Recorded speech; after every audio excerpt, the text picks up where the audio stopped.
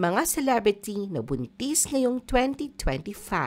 Sa kanilang ikalimang anak, ipinagdiwang ni Karel Marquez kasamang asawang si Sean Fariñas ang isa na namang biyaya sa lumalaking pamilya nila. Ibinahagi ni Karel ang kanyang mga baby mooning ng mga larawan sa Hong Kong sa Instagram. Sobrang excited ang lahat na makita si Baby Daez. Sa Instagram Reel, ibinahagi ni Megan Yang kasama ni Michael Daez ang gender na kanilang baby sa pamamagitan ng isang gender reveal party.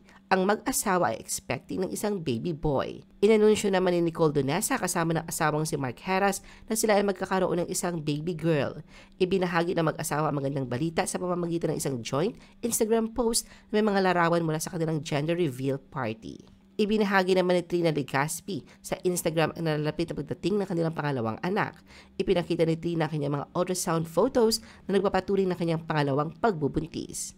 Noong October 29, ipinakita ni V. Cortez at ang asawa niyang si Lincoln Kong TV Velasquez ang gender ng kanilang pangalawang anak sa Tagaytay.